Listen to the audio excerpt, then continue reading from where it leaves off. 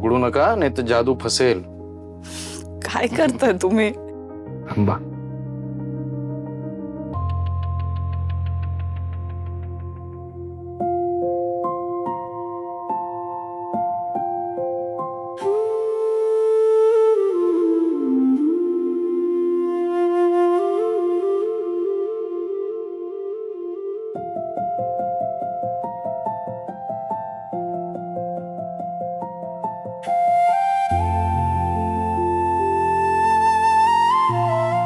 ही ही तर आईची साडी आहे तुमच्या.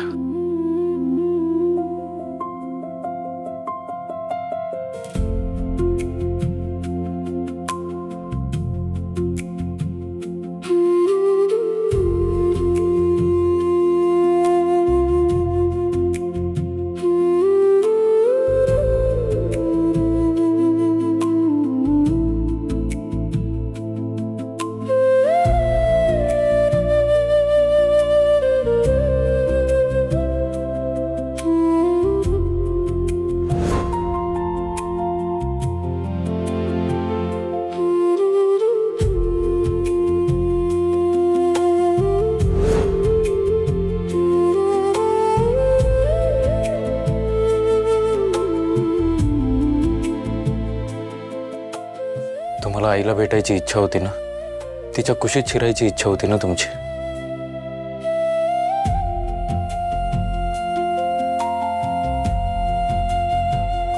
आईचं प्रेम आणि माया पांघरल्यासारखं वाटतंय मला. आता लागेल ना झोप.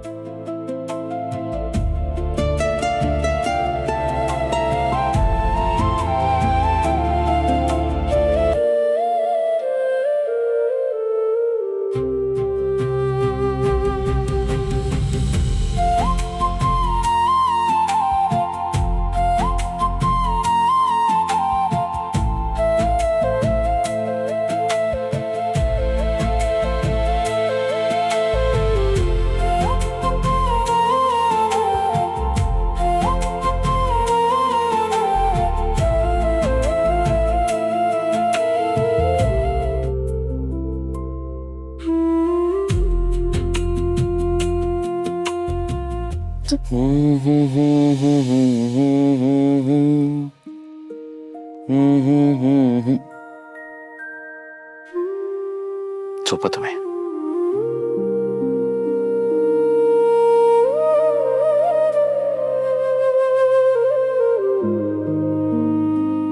गाय झोपली गोठ्यात, घरट्यात चिऊताई. गाय झोपली गोठ्यात, घरट्यात चिऊताई.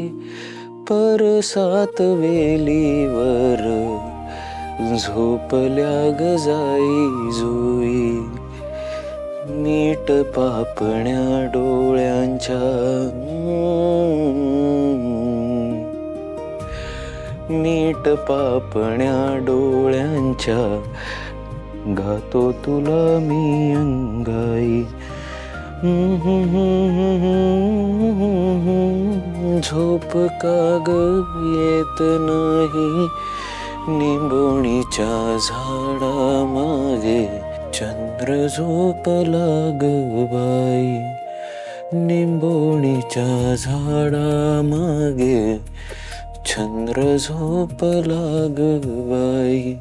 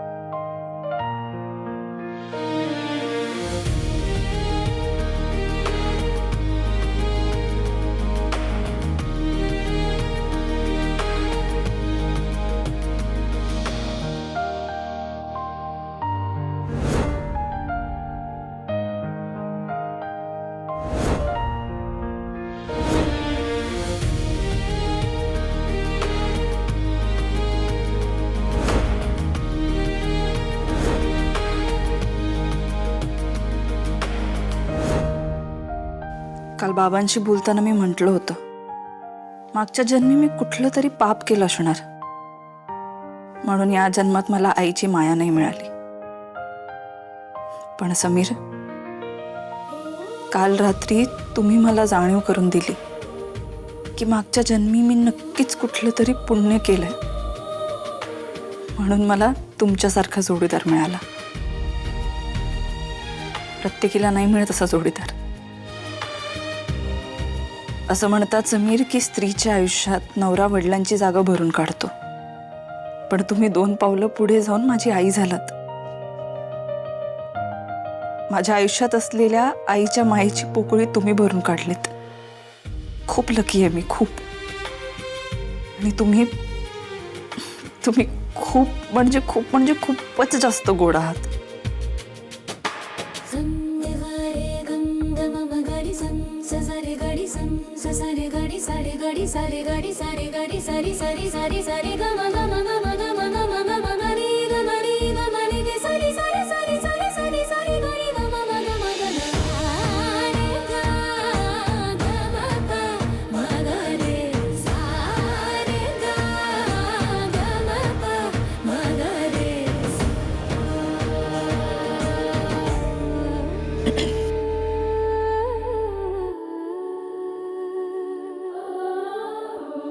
मॅडम,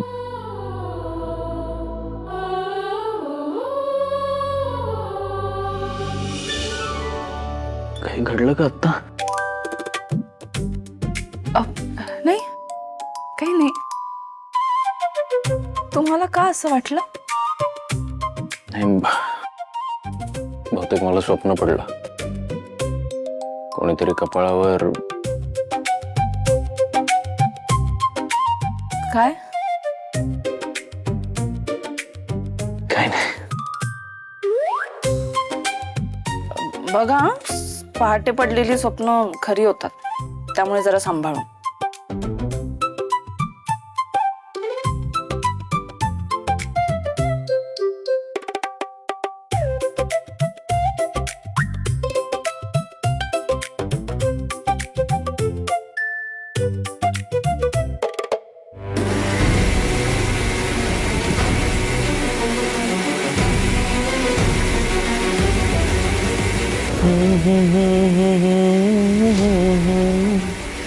झोप का गई येत नाही.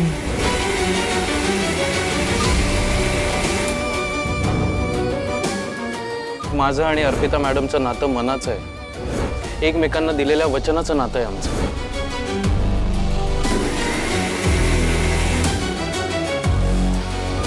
असं कसं सोडून देऊ मी त्यांना? आता या क्षणाला त्यांना सगळ्यात जास्त गरज आहे माझी.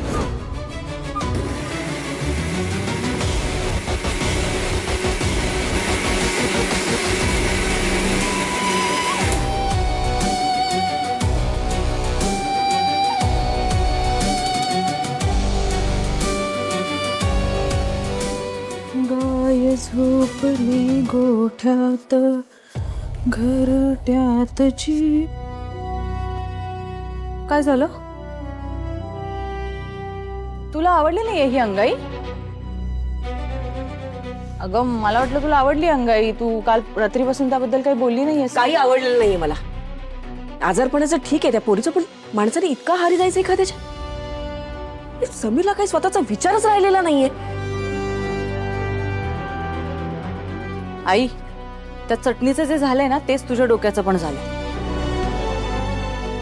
नाही, पण ठीक आहे म्हणा, तू तरी काय करणार? समीरच्या पुढे तुझं काही चालतही नाहीये ना. आणि आजकाल त्याने जरा विरोध केला की तू शस्त्रही टाकते. असं काही होणार नाही. तर मला जे हवंय ना तेच होणार आहे. त्या पोरीपायी माझ्या पोराच्या वाट्याला आयुष्यभराची नामुष्की नाही चालणार मला. तू काही ठरवलंयस का? ठरवलंय तर बरंच काही ग. फक्त योग्य वेळेची वाट बघतेय मी. आई, वेळ येत नाही, ती आणावी लागते. तुला जे काही करायचंय ना ते प्लीज लवकरात लवकर कर. त्या अर्पिताला समीरच्या आयुष्यातून आत्ता काढायला हवं. नाहीतर तुला हवी आहे ना ती वेळ कधीच येणार नाही आई. हीच ती वेळ आहे.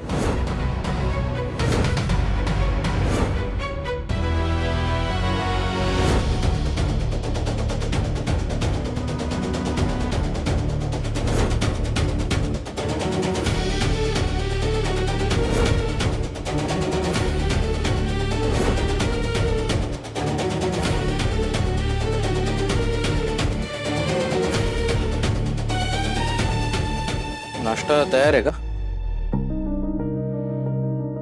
नाही, अर्पिता मॅडमला गोळ्या द्यायच्यात म्हणून म्हटलं. अर्पिता मॅडमच्या पलीकडे सुद्धा एक जग आहे, याची जाणीव आहे का तुला? काही झालंय का?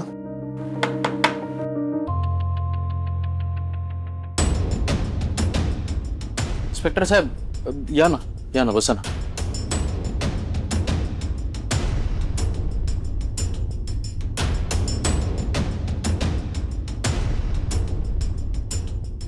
इन्स्पेक्टर साहेब, काही कळलं का पुढे? हो, तेच सांगायला आलोय. तुम्ही दिलेल्या करमरकरच्या मोबाईलमधून काही नंबर मिळालेत. त्यातल्या एका नंबरवर वारंवार फोन झालेत आणि त्याच नंबरवरून करमरकरला UPI पेमेंट सुद्धा झालेलं आहे.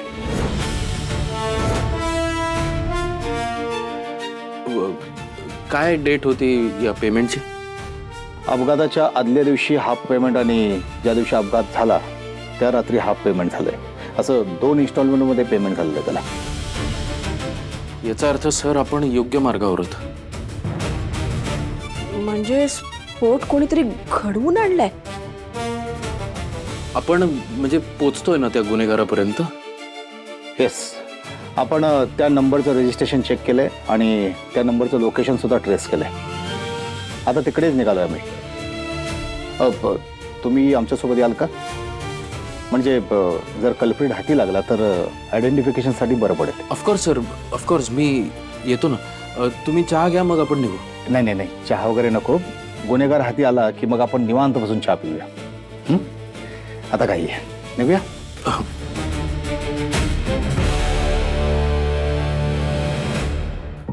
आई, अर्पिता मॅडमला नाश्ता आणि गोळ्या द्यायच्यात. देते, काळजी करू नकोस. मी आलोच.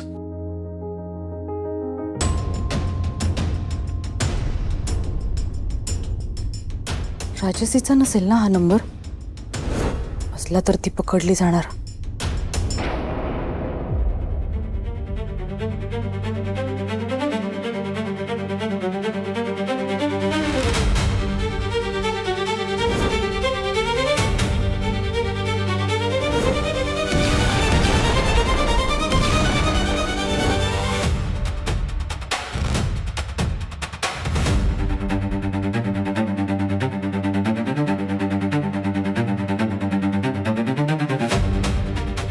नाही, मला असं घाबरून नाही चालणार. समर्पिता किचन पुन्हा सुरू करायचं असेल तर त्या वाईट आठवणींवर आणि भीतीवर मात करावीच लागेल.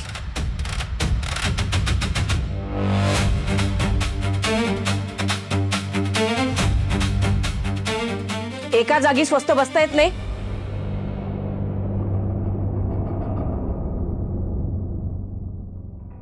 चल या इकडे.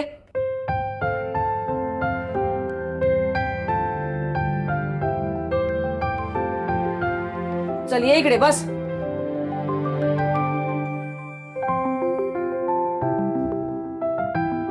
बस.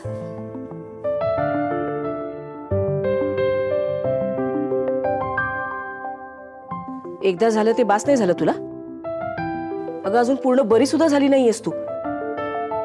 कशाला गेलीस ते गॅस जवळ? एका जागी बस ना शांत. कुठे पडलीस, धडपडलीस, काय झालं बिलं तर कशाला विषयाची परीक्षा घेतेस? ए, नाश्ता करून घे.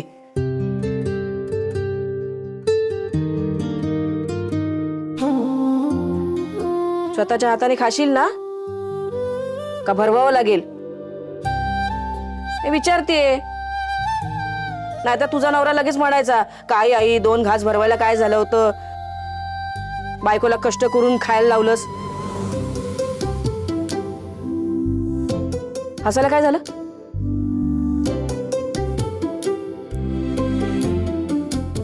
सॉरी, मी खाईन खाईन.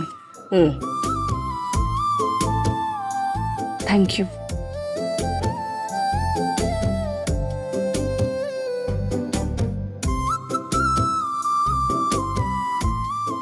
छान आहेत पोहे.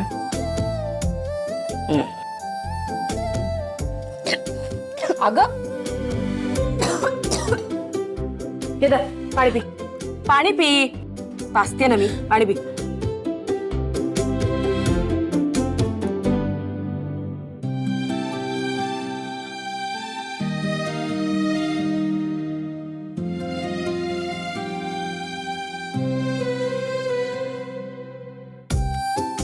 पी.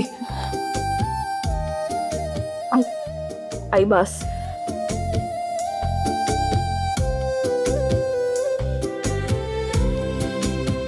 लक्ष कुठे असतं तुझं? हा? सावकाश खा आणि सगळं संपवायचं आणि गोळ्या खायच्या. काय येऊ मी? राशील ना एकटी?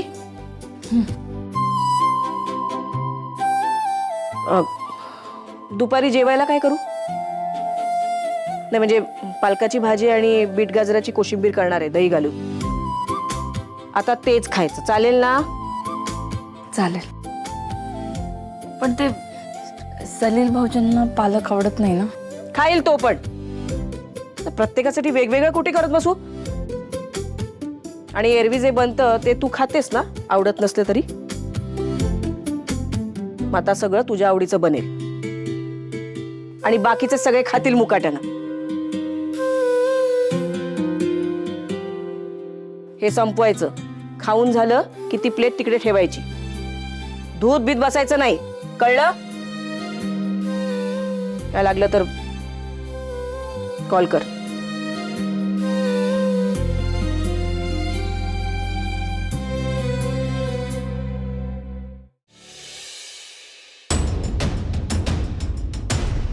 तू इथे काय करतेस?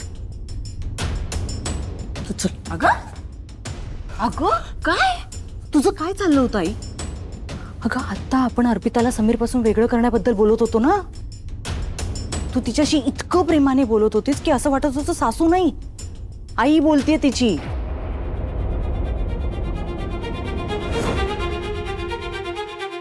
तुलाही असंच वाटलं ना? तेच तर करते मी. म्हणजे ते दिदे, कधी कधी ना आपल्याला काही गोष्टी रागापेक्षा प्रेमाने लवकर मिळवता येतात. ही अर्पिता आहे ना, बिचारी आईच्या सुखासाठी तरसलेली आहे ग. मग मी आता असंच प्रेमाने मायेने वागणार. म्हणजे अर्पिताला माझ्यात तिला तिची आई दिसेल. आणि आईचं म्हणणं कुठली मुलगी टाळते का? आणि मला जे हवंय ते ही अर्पिता स्वतःहूनच करते की नाही बघतो तिथे. हे बघा, तुम्ही नका काळजी करू. सलीलचं मत बदललंय ना, तसं एक दिवस आईचं पण मत बदलेल. दुःख माणसांना एकमेकांच्या जवळ आणतं, हेच खरं आहे. इतकी धावपळ करूनही काहीच फायदा झाला नाही. पोलिसांनी करमरकरच्या मोबाईलमधून मिळालेला नंबर ट्रेस केला तेव्हा वाटलं होतं खरा गुन्हेगार हाती लागेल. पण प्रत्यक्षात त्या लोकेशनवर कोणीच सापडलं नाही. काही करून तो माणूस सापडला पाहिजे. कधी सुटणार हे कोडं कोणास ठाऊक.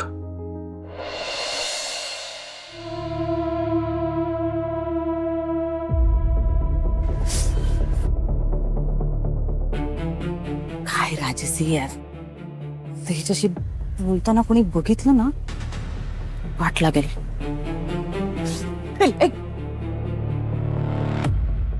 काय ही काय पद्धत आहे? घाबरले ना मी. Sorry sorry sorry sorry. बोल ना, कशासाठी बोलवलं होतंस? अगं ते सकाळी पोलीस आले होते ना तुमच्याकडे. काय झालं पुढे तपासाचं? काही कळलं का सिलेंडर ब्लास्ट बद्दल? तुला काय इतकी क्युरियोसिटी आहे त्याबद्दल? नाही, तू तर म्हणत होतीस ना या सगळ्याशी तुझा काही संबंध नाहीये. मग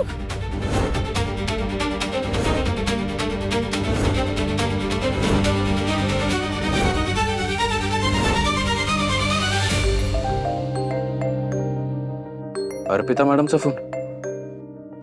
करमरकर बद्दल त्यांना काही सांगितलं नाहीये आणि त्यांच्या या अवस्थेत टेन्शन देणं योग्य नाही. हॅलो. हॅलो समीराव, कुठे आहात तुम्ही? सकाळी लवकर बाहेर पडलात का? हा, मी ते आपलं ते लायसन्स रिन्युअल साठी आलो होतो. पुढच्या आठवड्यापर्यंत होईल ते काम. अरे वा, चांगलंय की. एकदम जोमाने सुरुवात करू आता आपण समर्पिता किचनची. आता सगळं छानच होणार आहे, जाणवतंय मला. म्हणजे आता काय झालं तुम्हाला माहितीये का? हो, आई आल्या होत्या माझ्यासाठी नाश्ता घेऊन. आणि तेवढंच नाही तर स्वतःच्या हाताने खाशील ना का भरवावं लागेल? हे धर, पाणी पी. पाणी पी. पाचते ना मी, पाणी पी. मग आता सगळं तुझ्या आवडीचं बनेल आणि बाकीचे सगळे खातील मुकाट्यानं. काय सांगता? हो, तुम्हाला आठवतंय समीर, तुम्ही एकदा मला म्हणाला होतात की एक ना एक दिवस आईंचं माझ्याबद्दलचं मत बदलेल. त्यांचा माझ्यावरचा राग कमी होईल आणि त्या मला स्वीकारतील. आज पहिल्यांदा मला जाणवलं की त्याची सुरुवात झाली आहे. आणि या सगळ्याचं श्रेय तुम्हाला जातं समीर. नाही नाही नाही, अजिबात नाही. याचं श्रेय तुम्हाला जातं. तुमच्या चांगुलपणामुळे हे सगळं घडलंय. आणि मुळातच तुम्ही इतक्या गोड आहात की तुमच्यापासून कोणी दूर जास्त वेळ राहू शकत नाही. आणि मी हे स्वतःच्या अनुभवावरनं सांगतोय.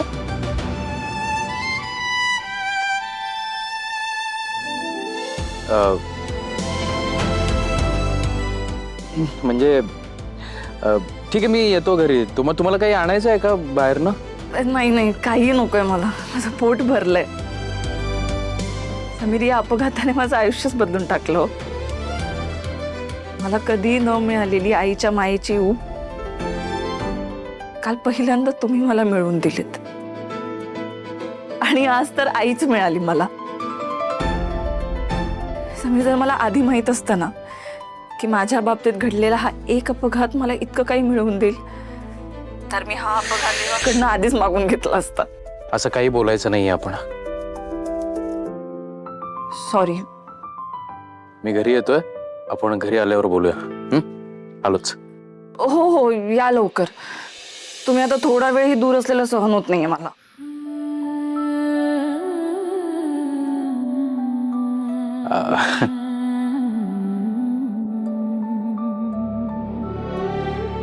ठीक आहे, आलो. हा.